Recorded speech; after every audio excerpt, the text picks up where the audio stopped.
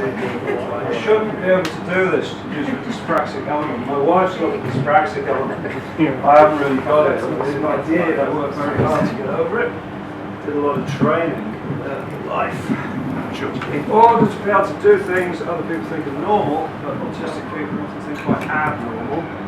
We live in a society where ability, competency, strength and capability is all regarded as not just desirable, but they define you as a certain kind of person socially. We're supposing actually what defines you as, how you're made as an individual is a completely different set of skills or anti-skills.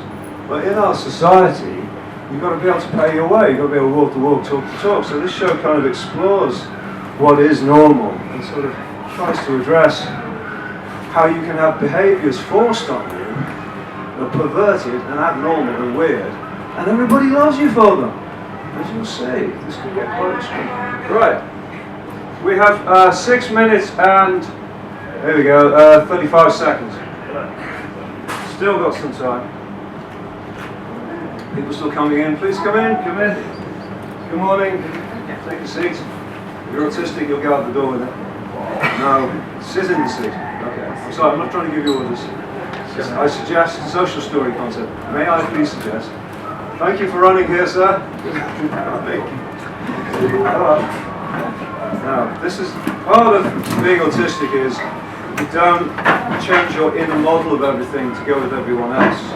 You expect everyone to do that. So, my entire life I've been sabotaged, I've been self-sabotaging. Everything always goes wrong, even walking down the street, there's a certain concept how you think that will go wrong. So it's wonderful. I've created the scenario with PowerPoint on a computer. It's got to crash. There's got to be noise next door. And this was so wonderful, because it's so normal for me for that to be the case. Okay, we have 4 minutes and 25 seconds.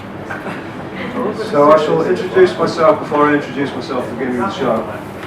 That means talking about myself. My name is Paul Wady, I come from Liverpool, 51.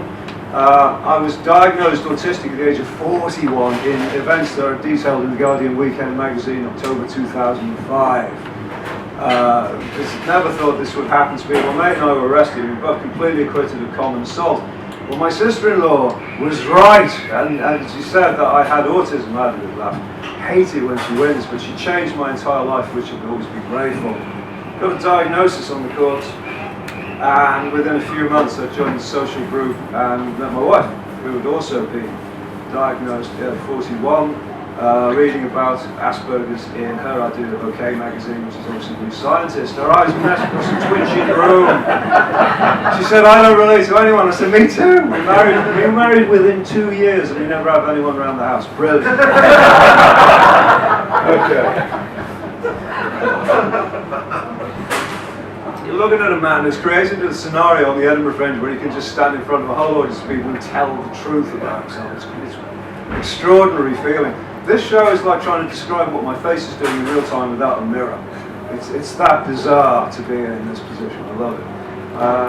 Right, we have 3 minutes exactly before it begins. I work for the National Autistic Society. I've been with them about 9.5 years in London and do training. I've taught Buddhist meditation to other autistic people. I've spent about 20 years in St. Petersburg. And what else have I done? I made training films that you can buy on the Ask Autism modules. I made those as well. For them, filmed them with my own gear. I had to do stop-start animation. I've never done it before. My friend Donna Murray, Dr. Donna, she scripted the thing and I did the narration because I got the voice, you see. And people think this is about us. I do training around the country which involves the horrendously difficult and torturous experience of talking about myself. Ladies and gentlemen, pity me. Okay, how are we doing? Okay, we're coming up to 2 minutes and 20 seconds. We're getting there. We're getting there. We'll see if anyone else turns up. I'm sorry, but Aspie pedanticism, we'd have to start exactly at 11 o'clock. It just wouldn't be the proper show if that wasn't a thank you. Exactly, yes. Meantime, you may project burlesque upon me, imagining what I look like with no clothes on. Why? I don't know. I just thought I'd say that. Got my water, the computer hasn't crashed already. We're doing quite well. How are we doing? Okay, we're coming in. Oh, goodness sake, all these people. This is what life's like when you're autistic. You are cornered by the world constantly.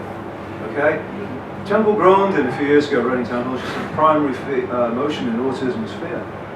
that we are prey creatures. If you go in the marsupials, small furry marsupials house in the London Zoo, they're all flying everywhere, they're always on the run and defensive. You go in the reptile house, the crocodiles and the snake side,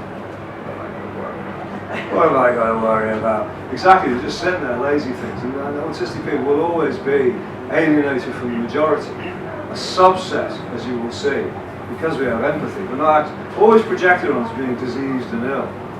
And so we are always defensive, I think. There's always going to be this putting it back here, over your shoulder thing. And that's why I ended up on stage. Apart from the obvious narcissism, it's because I'm always compensating. You've got to, because it becomes livable. You've always got to be on the ball and smart and thinking of some way of hiding the fact that actually you don't really know what's going on in the room. So, anything in a scenario where I've got a house full of people I just talk at, it's just okay, we are now looking at nearly 30 seconds. You've still got the option to leave. You've still got the option to go back to a normal orientation and watch some soap opera or talk to your friends or get emotional about things other people feel about and stuff like that. This isn't really an 18 certificate show. There are adult images in this, by the way, which I have censored. I don't want to traumatize your son. So he's very welcome to stay, but it can change his life. I'm sorry, I did put that on the flyer, as you will see. It was very important to put material like that in.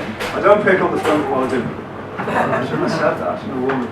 But it's very important to put content like that in order to break certain misconceptions. Your time is up.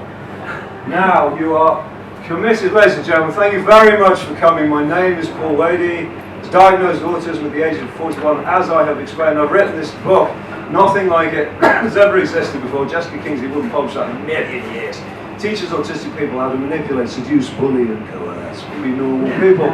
So, I shall now conduct this merry workshop. First of all, nothing happens. Right, you didn't need to come.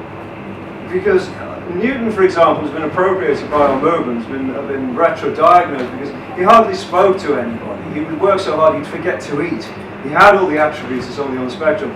So he'd give a physics lecture in Cambridge University, nobody turned up, but he'd do it anyway, to an empty room. So if you're on the spectrum, you know, so it's okay, you can just talk to yourselves, play with your phone, keep your phones on, you get any phone calls, speak loudly. You can always walk around the room and you don't have to keep your clothes on, it will help in the school environment. Let us embrace the ethos. Now this is a heckle-friendly show. You're very, very welcome to ask me questions. As I explained, I mean that's always going to happen to me anyway. Go on, get on top of me, ruin the whole thing. Computer's going to crash anyway. Something will go wrong with the PA. I hope. Okay, but I have to give you fair warning. I was born in Liverpool. I am an ADHD scout. Right.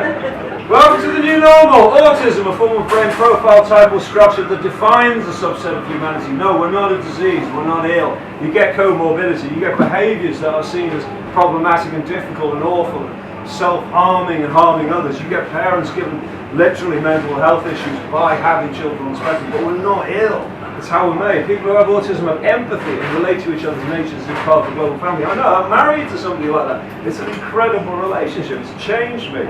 We are usually seen as eccentric, disabled, having a disorder, retarded or mentally ill. How would you like to get all that thrown at you? This is due to always being compared to the non-autistic. See, context. It's all in context. We don't have a positive language of being who and what we are. Feminism has evolved on for women. The gay community have evolved one for themselves. What have autistic people got? We got Raymond Babbitt, right? People who are autistic or have Asperger's syndrome, that's what Aspies means, usually good at neurotypical impersonations. Right, neurotypicals.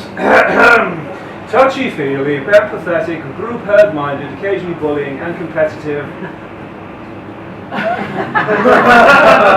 I'm trying to be nice, okay? Lifetime of being in the closet. I see Asperger's syndrome as a snub term for autistics who want people to think they look like neurotypicals. It's like being a gay man to say, well, I'm not camber or anything, I've got loads of female friends. Well, I look quite straight. No, you're just autistic, and everything else is how much you can deal with the immediate society around you. So I never try to out anybody. You don't have to declare yourself as being on the spectrum to be. Or even if you don't think you're on the spectrum, somewhere. You see, it's not about gender, it's not about race, it's not about sexuality.